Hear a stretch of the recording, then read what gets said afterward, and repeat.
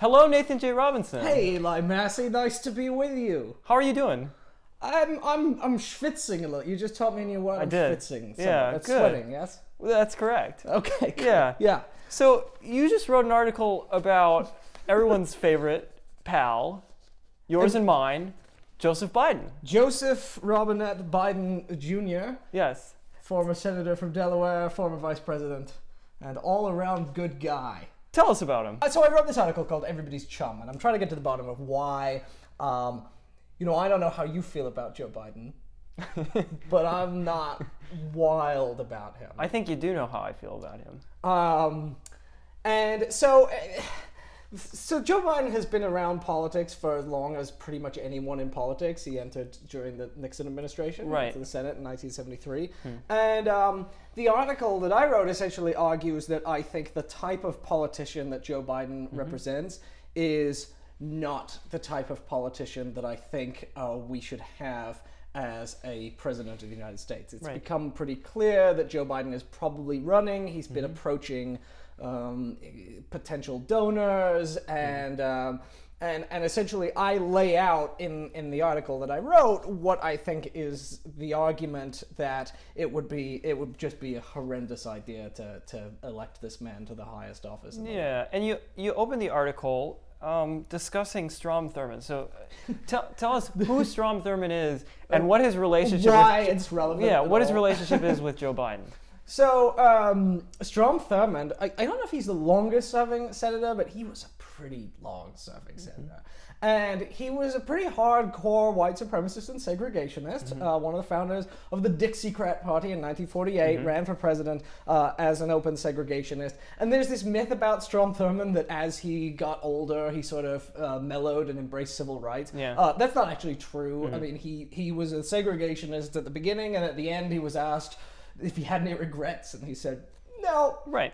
And the reason that Strom Thurmond is relevant to Joe Biden's career is that Joe Biden gave this really warm and effusive eulogy for Strom Thurmond at his funeral, where he praised Strom Thurmond's genius and his virtue. And Strom Thurmond was just an awful, awful human being, right? And in fact, he was so awful that Trent Lott, who was a Republican, when he praised Strom Thurmond at his 100th birthday party and said, and praised Strom Thurmond's presidential campaign, he was forced to step down from his leadership position because Strom Thurmond was considered so toxic. And the reason that I think that talking about this is so relevant and so important is because Joe Biden has this very chummy view of the Senate. I call the article Everybody's Chum, and he talks about, Strom Thurmond's a friend, he's a good guy. Yeah. And he's not a good guy. He's a racist. Yes. And I think that when you have that chummy view of politics, it leads you to overlook really, really serious moral problems because, he's my friend, so he can't be doing anything bad, but actually he is doing really serious harm and you need to recognize. Yes. So we'll get into some of the other people that Joseph Biden is chummy with. But first, just to touch on the point that you made about Strom Thurmond being an unrepentant white supremacist. Yes. Maybe you could talk about his relationship with his daughter, which I think really illustrates just how unchanging and callous a human being he was. Yeah, so Strom Thurmond, when he was in his 20s, his early 20s, he grew up in the Old South, and he fathered a child with his African-American maid, the family's maid, and she was a daughter, she was black, S.E. Mae Washington Williams. She wrote a memoir about her father and her relationship with him, and for her entire life, he refused to acknowledge his parentage of her, and more than that, she tried to get him to, see why segregation was bad. She's his black daughter, and he said things to her like, well, why would you want to eat at a Woolworths? Woolworths isn't a great place to eat. It's a garbage diner. Yeah. Food is terrible. Yeah. Food is terrible. Right. Why would you want to eat there? And then, he talked about sending her to Harvard, and then he was like, I think you should go to the segregated black women's school in South Carolina. And she was just sort of devastated.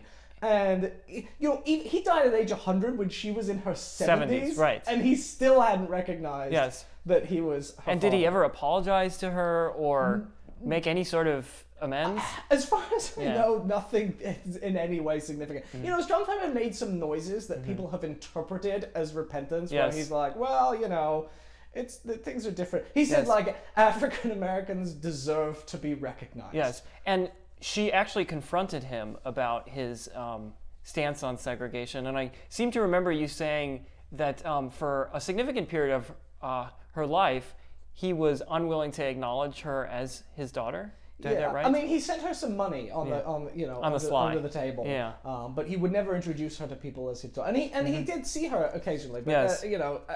And so it was very obvious that she was his daughter. Anyway, I mean, I say all this. People might wonder, okay, but that's that's not Joe Biden. Right. But when you read this eulogy, to me, it's really, really disturbing to read.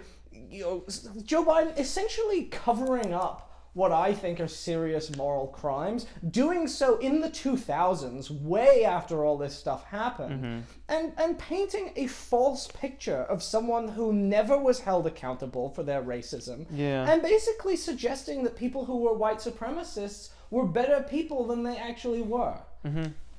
So let's turn to some of Joe Biden's other chums, right? Throughout the article, there's peppered, pictures of Mike Pence, Dick Cheney, George W. Bush. Maybe you could talk about the wonderful things he said about these people and his willingness to reach across the aisle and have a very congenial, amicable relationship with these horrible people. So the thing people like about Joe Biden is that he's affable. He's a nice guy. Right. He's Uncle Joe. And I don't think that's necessarily wrong in that in many ways he is a nice guy. Yes. He's nice to everyone in Washington. Yes. He has this view of Washington where the Republicans, and he says over and over, he's still saying today, he's like, I don't share my fellow Democrats' belief that Republicans are, talking to Republicans is naive, that they're not your friends, that you should stay away from them. And, it really led him to some toxic personal relationships. Yes. I mean, he has this incredible quote where he talks about how when he came into office, there were a bunch of open segregationists in office, like Senator James Eastland, who was a really nasty guy who thought that the Mississippi civil rights workers who were killed in 1964 were staging a publicity stunt. Right. And he said, well, you'd get up and you'd argue like the devil with them, but then you'd go sit down and have dinner together or lunch. And, we were divided on the issues, but that was a time when the political system worked. Now, I don't think that was a time when the political system worked, because that was a time when women and African Americans were excluded from office, essentially. Right. The only reason he was able to do this, the reason that politics was chummier then, and he has this nostalgia for the chummy days, is because, disagreements between wealthy white men are never going to get that contentious. One of the reasons that we're more divided now is because people who have very different interests, there's more democracy now, and more democracy is going to expose these kind of contradictions. Yeah. Well, but don't you think... Don't you think that... there's something to that, right? Yeah. If we could reach across the aisle, if we could, develop genuinely congenial, warm relationships with our adversaries, we're more likely to get something done. Listen, you can point at Bernie Sanders, and, he said he loved Jim Inhofe, the guy who threw a snowball in the Senate to demonstrate that climate change was not a real issue. Bernie Sanders, his Yemen bill, right? There's an example of a bipartisan piece of legislation, and if you're in your ivory tower and you say we shouldn't be chummy with people because we're talking about war criminals and just racists. Yeah, right. Well, no resolution on Yemen. Right, it's true. So I think you got to be careful, because on the one hand, if you go, well, I'm never working with anyone whose values I find repellent, then you're going to miss opportunities like the Yemen thing. But I think there is a distinction between that and not finding those values repellent. So Joe Biden had a story about Jesse Helms where he said, I stopped I used to think that Jesse Helms, who another segregationist, even less repentant than Strom Thurmond, essentially, and like really nasty about gay people for all of his life. And he said, well, you know, I used to think Jesse Helms was a bad guy because he opposed the Americans with Disabilities Act. Then I found out that he had a disabled son, and from that moment on, I never questioned anyone's motives in the Senate. And I think at that point, it becomes a little naive. Where it's like, you should be able to work with people strategically, but you should also recognize that they may not at all share your interests, and you need to be really, really careful about figuring out who's your friend and who's trying to screw you. Because if you think everyone's just your friend, then you may get bipartisan compromise. But the question is, what are you working together on? Are you working together on something like the Yemen resolution, or are you doing what Joe Biden has done his entire life? And Joe Biden had bipartisan bills like the Thurmond-Biden crime bill. And like anti-busing legislation. So, you know, he managed to get stuff done, but what's the stuff you're getting done? Well, and you make a point in the article where you emphasize that he's chummy essentially to, you know, powerful, wealthy people. He's chummy with powerful and wealthy people. But by virtue of being chummy with powerful and wealthy people, you're harming other people. So maybe you could touch on that. So it's like, if you're really close to Jesse Helms, there's a certain sense in which you're covering for these guys. You're also kind of betraying the LGBT movement. If you're chummy with segregationists and you're like, they're good people, and you pretend that they're less racist than they are, that is hurting the ability of people of color to make clear how nasty and racist American politics are. So that's why I think it's so important to look at that Thurmond eulogy, because in a way that Thurmond eulogy is a betrayal of the truth. It fabricates the history of 20th century American politics, when what actually happened was quite different. And it's true that Joe Biden's empathy is kind of selective. He's made that pretty clear. He has this amazing quote about millennials, where he's like, he was asked about millennials that complain about their student debt and the fact that and the gig economy and the fact that they're all exhausted and depressed all the time. And he said, give me a break. I have no empathy. And you go, well, where did affable Uncle Joe, who likes everyone, go? Like, you sympathize with James Eastland and Jesse Helms and Strom Thurmond, but not with like young people who have $100,000 in student debt? Well, let me push back on your, you know, kind of general narrative that you're painting. All right, sure. Right, Joe Biden is this kind of bumbling, oblivious, affable guy who's, you know, in bed with, who's you know, friends with terrible, immoral, awful people. You know, so okay, to support your kind of thesis, you have a tweet that, he gave us a speech recently. He referred to Mike Pence as, quote, a decent guy, and Cynthia Nixon, former gubernatorial candidate in New York, you know, questioned him on that, called him on that, and said, you know, this guy, when you call him a decent guy, you're throwing LGBTQ people under the bus. And Joe Biden's response was, Cynthia, you're totally right. You have a point. So, okay, maybe I'll grant that a portion of your thesis is fair. But I think that you're painting a bit of an incomplete and inaccurate picture. You mean because he, when he was called on it, noticed it? Yes, like of course. Of course.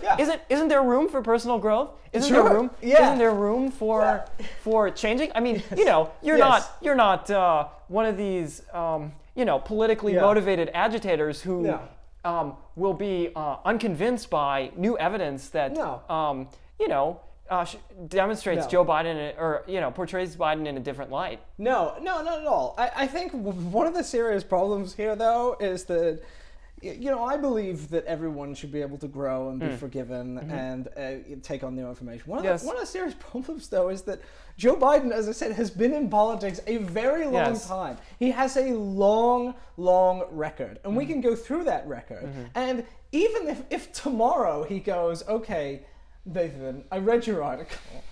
You're right. I should have been way more careful. I totally had a big empathy gap where I was like friends with this one group of people and ignoring the effect that had on other groups of people. You go, okay, good. I respect you a little more as a person now. Yes. But you're running for president. Yes. And when you're running for president, I need someone who hasn't spent almost their entire life up until 5 minutes ago with a gigantic moral blind spot to the point where they've done a ton of terrible things, like voted for the Iraq War, like pushed the crime bill that expanded the death penalty. In fairness, on those points, he did concede that there were problems with them. So again, the common retort, the rejoinder would be, why are you obsessed with the past, Nathan J. Robinson? Why don't you let Joe Biden grow and evolve? He has had a long career of public service. Yes. And here you are, with your colorful tie and, questionable British accent. You're coming here, finger wagging at Joseph Biden. Have some respect, sir. Have some decency. Okay, but look, the guy is, as I say, is there any reason to think that this man should be president other than the fact that he's quite likable? Like, if we look back at his record, let's talk about his record. Through the things that he's done, I don't know what else to go on when I'm evaluating whether someone deserves to advance to the highest office in the land. Again, I might agree that Joe Biden has earned our sort of forgiveness. Has he earned the presidency? Well, let's talk about that. You have a resume. Okay. You're so into the past. Okay. So there's a Joe Biden quote that you may even mention in the piece, I don't remember, where he says, I basically am interested in running as a third-way Democrat. Kind of a Bill Clinton-esque approach to policy. And Bill Clinton won 2 terms. Yes. Barack Obama, one of the most massively popular politicians in the United States today, won 2 terms. So why would you think this is a recipe for disaster? This won't work. It's worked already. I'm sorry. You want to throw neoliberalism out with the bathwater? That's fine. It's worked. Just because Hillary Clinton lost the election does not discredit Barack Obama or Bill Clinton's legacy. I'm sorry. You want to lump them all in together? That's fine. But it's unserious political analysis, and I think, All right. Well, there's going to be a test, right? I mean, we can have an argument over whether the centrist democratic politics is pragmatic or not. I have argued that part of why Hillary Clinton lost was that she didn't inspire people because she did she followed the playbook of Clintonism. Barack Obama inspired people. Barack Obama did inspire people.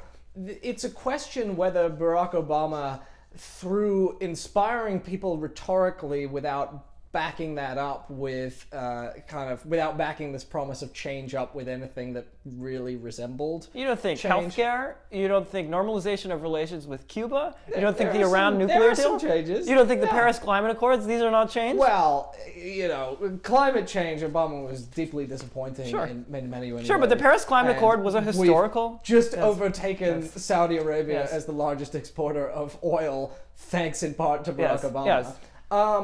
And student debt exploded under Barack Obama. Black wealth didn't recover under Barack Obama. Okay, but healthcare, normalization of relations with Cuba... It's good. Whether it's terribly inspiring, I think healthcare is inspiring. Maybe. You don't think that it's inspiring for loads more of Americans to have healthcare? I'm very pleased that loads more Americans Cuba? have healthcare. However, that's pretty inspiring. The Cuba thing was fantastic. I'm very glad the Cuba thing happened. But there is a serious question Pardoning as to Chelsea Manning, despite the fact that he was the one that imprisoned her? Imprisoning Chelsea Manning. And then freed her. This is the Obama way. We've got to laud him for that. Come on, you have to give him applause for that. Chelsea Manning. Okay, look. There's this debate right now in the Democratic Party over what is pragmatic politics look like. Right. And we're going to find out, really. I mean, I argued in 2016 that you needed Bernie Sanders instead of Hillary Clinton because I thought that Donald Trump would win because neoliberalism was a little bit discredited and Hillary Clinton was running as a neoliberal candidate, and that Donald Trump could capture this kind of wave of anger. And, you know, there are multiple different interpretations. Some say it's a white backlash against Obama, and some of us say, you know, it has more to do with economics. But, so, look, I can't really, there's no way for one person to prove definitively which of these paths is going to be most effective in 2020. Right. If Joe Biden wins the nomination as this, like, I want to bring people together, I want to restore dignity in politics, I want to reach across the aisle candidate, and he wins, well, that will pose a serious challenge for the left. If Bernie Sanders wins the nomination and then tanks in the general election, that would also pose a serious challenge for the left. Why does one... This is what is so puzzling to me. You know, I think... In this Twitter age, I think people are a little bit too eager to declare the end of an ideology on the basis of one election. Sure. You know, and okay, you can point at neoliberalism, and there's a long history of trying it out. So, you know, I'll lay my bias on the table where I think that Hillary Clinton's loss and you know, the rise of right-wing populism, so-called, around the world is really undermines.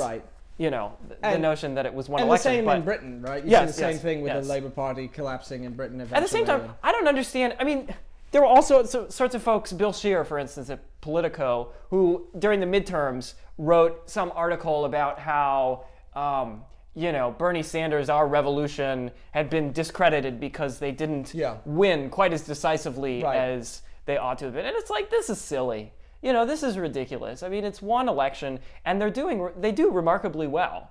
You know, I mean, this is... Oh, so you're saying that, Europe...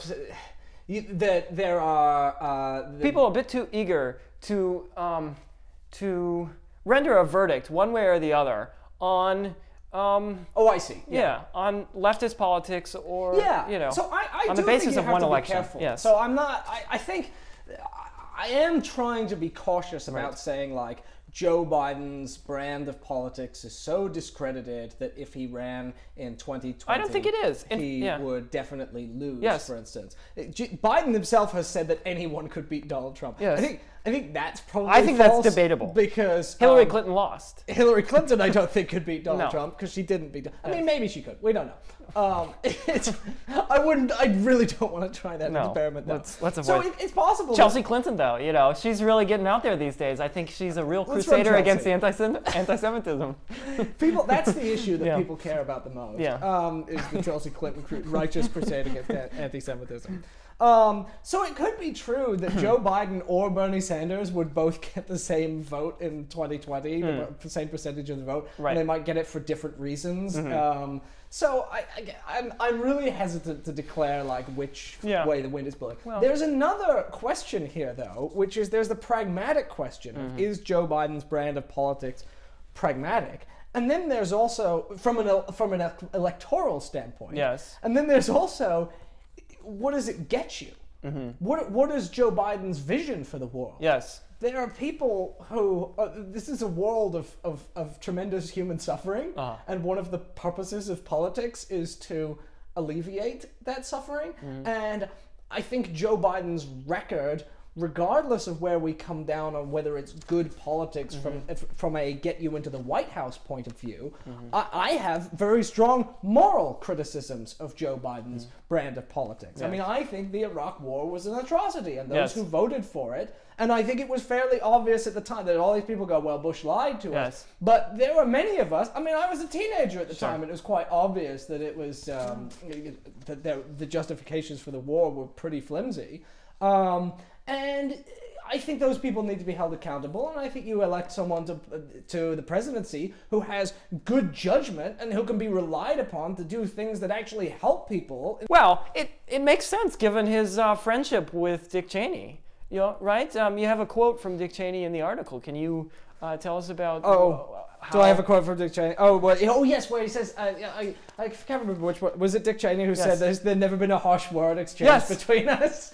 Never a harsh word. Yeah. And you know that at John McCain's funeral, Joe Biden said something like, my name is Joe Biden, I'm a Democrat, and I love John McCain. Right. Okay, and then let me just add one more on that.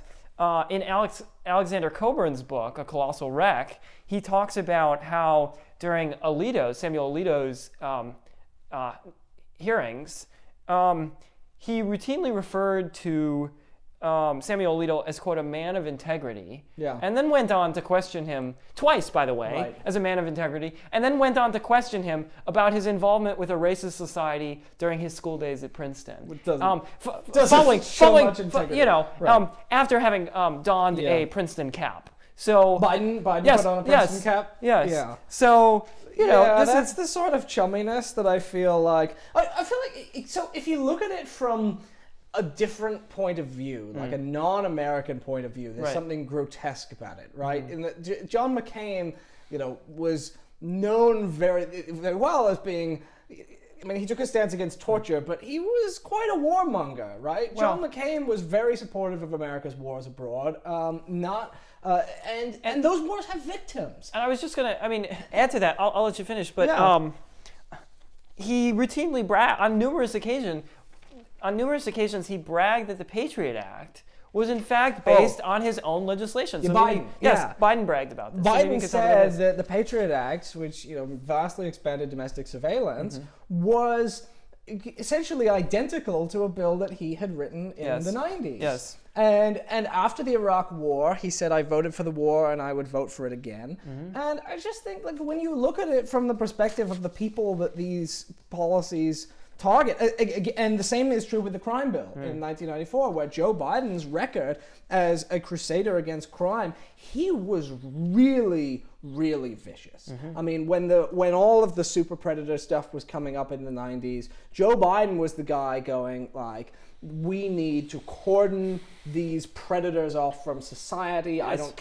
I don't care how they were bred, but they... And it wasn't even violent crime he was focused on. It was people who use drugs, I mean, he was very much interested in ramping up the war on drugs as well. Well, and Biden, you sense that there's a kind of opportunism to it, because he did say, I don't want this to be an issue that Democrats lose on.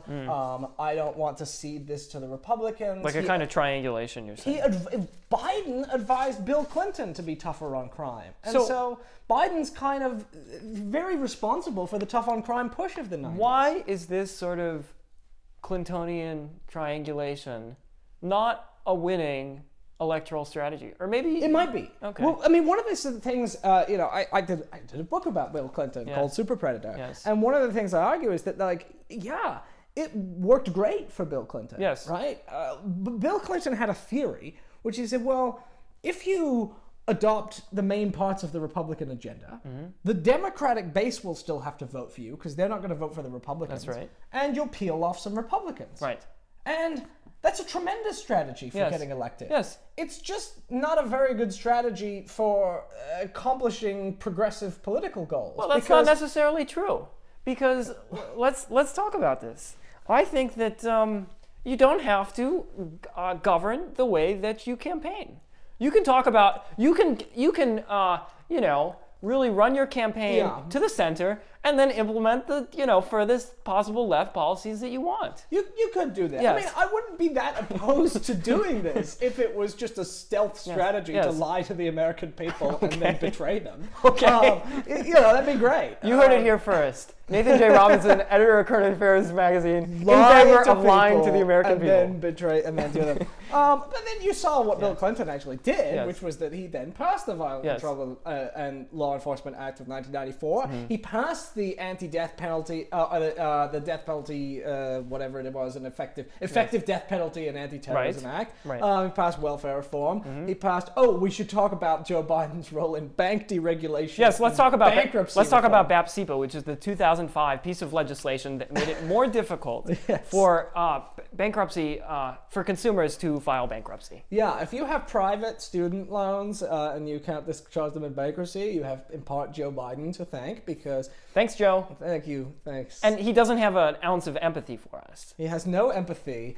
This is the thing, and there's a great political article about the long-standing feud between Elizabeth Warren and Joe Biden, where Elizabeth Warren made a big issue for a large part of her career about bankruptcy, because bankruptcy is one of the most progressive financial tools that in the United States law, where, like, if you really get underwater on your debts, you can have them cleared away and get a fresh start. Yes. But Joe Biden, who was the senator from Delaware, which is a big banking and finance state, every corporation is headquartered there. For a long time, one of his biggest donor was a credit card company that his son also worked for, and he really pushed the kinds of bank-friendly bankruptcy policies that his donors wanted, where he wanted to restrict the ability of people to have their debts cleared in bankruptcy, and was one of the big people pushing for this in the Senate, and very, very successful in getting it through. Well, and I seem to remember BAPSIPA, the 2005 piece of legislation, from some research that I did on bankruptcy for an article in the past. It made it more difficult to file a Chapter 7 as opposed to a Chapter 13. Chapter 7, you're able to sell off your assets. It's a relatively quick process, whereas Chapter 13 is a 3 to 5 year process, and so it's a real slog. The vast majority of people who file Chapter 13 are unable to actually successfully complete the bankruptcy. So it made it far more difficult for consumers to use bankruptcy as a restart button. Yeah, and themselves. I think, Warren was very strongly critical for this for good reason, because she's long cared about the financial situation of lower income people. Right. And I think when you do this, and this is a big part of what you do as a United States Senator, I'm not saying it's unforgivable or that people can't grow, but you had a decades-long career to do things as one of the most powerful people in the world, which is what you are as a United States Senator. And so your track record matters a lot. That's my position. I think it's pretty moderate. And I think one of the other things that we probably ought to discuss about Joe Biden is the way that this willingness to, it's not just moderation, it's not just a willingness to cross the aisle, but in the case of Biden giving the paid speech for a Republican, it's sometimes actively advancing the other party's interests. I mean, he gave I think a $200,000 speech or $100,000 in support of Fred Upton, a Republican congressman, and Fred Upton beat his Democratic challenger in part because Joe Biden supported the Republican. Now, Biden's friendly with everyone, so he doesn't really see a problem with that. But if you think that the Democratic Party and the Republican Party are fundamentally at odds, and you really need to support, at the very minimum, the centrism of the Democratic Party, rather than the insanity of the Republican Party, that's a pretty indefensible thing to do. So there have been some recent reports that have indicated that Joe Biden has been mulling, simultaneously announcing that he's running for president and that his vice president will be Stacey Abrams. Yeah. Okay. Yeah. What are your thoughts on that? Yeah. And wouldn't that counterbalance and undermine all the potential arguments you're making? Here we have this great progressive woman, black woman, African American woman, sharing the ticket with him. Well, that would be historic. It would indeed be historic. I think Stacey Abrams would be a great vice presidential candidate. I think she counterbalanced Joe nicely, but the vice president first has almost no power and authority. So Right. I'm not sure Well- it would make a substantive political difference having Stacey Abrams. Do you think Joe Biden had no power in the Obama administration? Yeah, he had some power. There are things. Do you think Dick Cheney had no power in the Obama Well, administration? Dick Cheney. I mean, is a I'm little sorry, in the different. George W. Bush administration? Well, let's say the vice Do you president think- has as much power as the president is willing to give them. Do you think Mike Pence has no power in the Donald Trump I'm administration? not sure how much power Mike Pence has. Okay. I think Mike Pence might just be bewildered all day.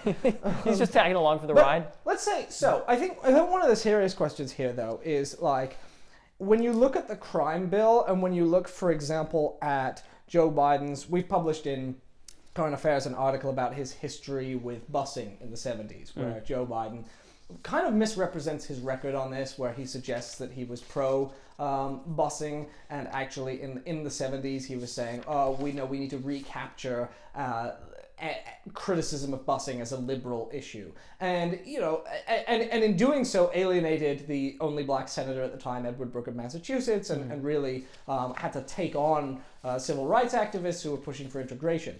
Now you may look at that record and say, well, clearly Joe Biden was serving the interests of his racist white, or at least his white constituency that didn't want their children forced to go to school with black children. Yes. You might say, well, take the crime bill, and Joe Biden is a racist, or Joe Biden.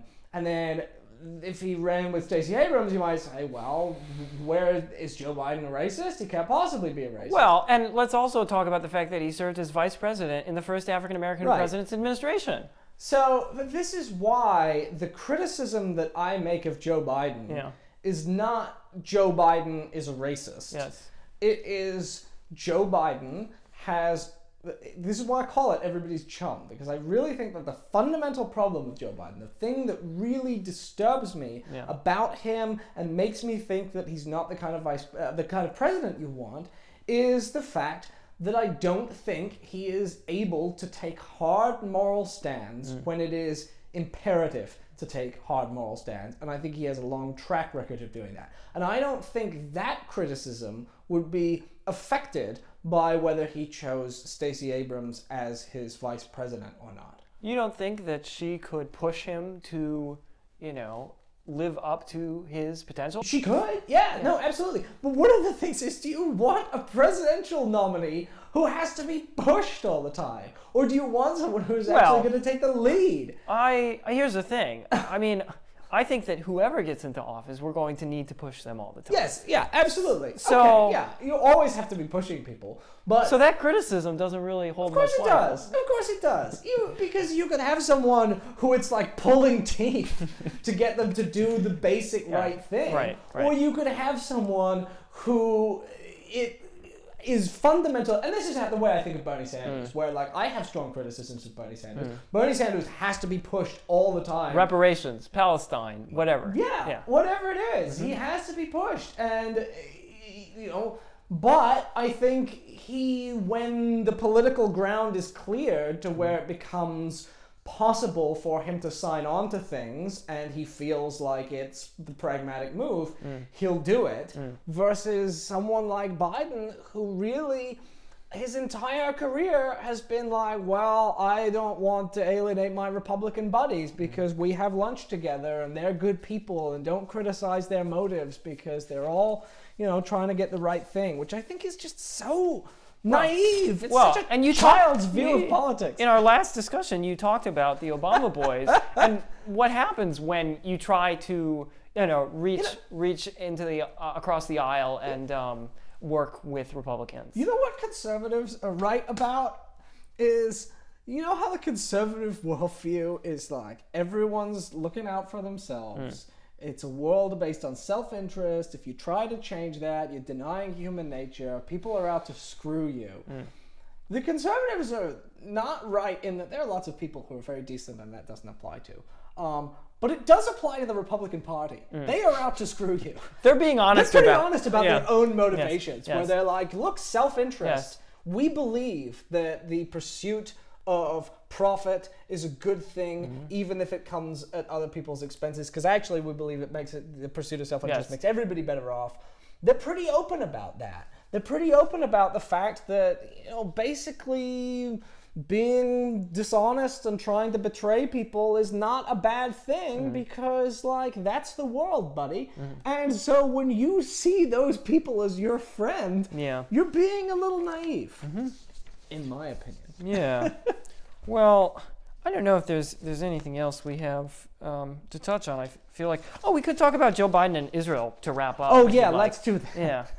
Why don't you tell us about his record? Well, so Joe Biden has been a very, very staunch supporter of Israel throughout his entire career, to the point where he took on both Ronald Reagan and George W. Bush for insufficient support of Israel's policies at various points. Yes. And, I think you and I agree that the Israeli state has engaged in international crimes, right? That the seizure of Palestinian land and the colonizing of Palestinian and now Syrian land with the Golan Heights, is a crime. The Trump administration just announced that they're... And the killing of demonstrators, as laid out in the recent UN report, and the killing of paramedics and journalists who were clearly marked, is a crime, and it needs to be held to. They need to be held accountable for it.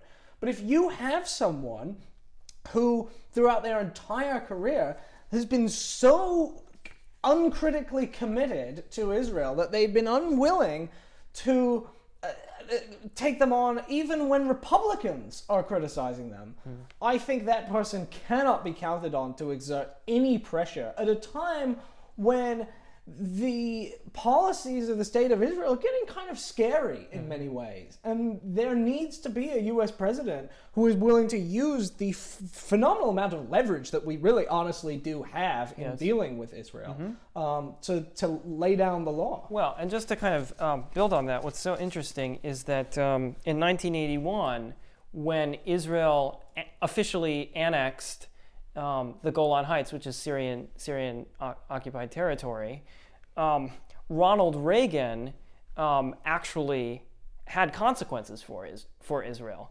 He suspended a arms deal that they had in the process where Israel was going to be selling weapons, military equipment, and other services to the United States. Ronald Reagan said that's not happening, and they had a strategic deal, a plan that they had worked out, and Ronald Reagan pumped the brakes on that as well. Obama and Vice President Joe Biden did no such thing. There was very little accountability there, and Donald Trump, of course, he just recognized Syrian Golan Heights as Israeli territory. It's been very clear, right, that Israel won't act unless they're put under some pressure. That's right. And I think, we talked about this in our last conversation, the way that the Obama administration declined to put real pressure on them beyond rhetorical pressure. Yes. And you can see the results in that they escalated everything that they were doing. Yes. And so it's not just how Joe Biden will deal with Israel that's concerning. It's that, that to me suggests something about the Biden approach to politics, which is this lack of a moral backbone, where you have to be willing to stand up for things. And I don't see it in Biden's career. Yes. I am open to and excited about the idea that he could become a better person. But from the stuff he's been saying so far about what his candidacy would be, there's no indication that he would be running to distinguish himself from all of the Democrats who have adopted the position we need to get serious about having progressive politics and stop compromising so much. He'd be the anti-that candidate. Yes. Okay, well, that feels like a good place to wrap. All right. Thank you so much, Nathan J. Robinson, Editor-in-Chief of Current Affairs Magazine. We have an issue of the magazine that you can see. Gorgeous illustrations. Gorgeous.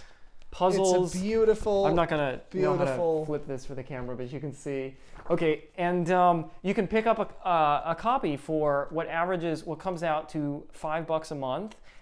It's an incredible deal. You can read Nathan's article, Everybody's Chum, about Joe Biden on our website. And you can subscribe to our Patreon account. You can listen to our podcast. You can buy our books. And our Twitter account is @CurAffairs. CUR Affairs.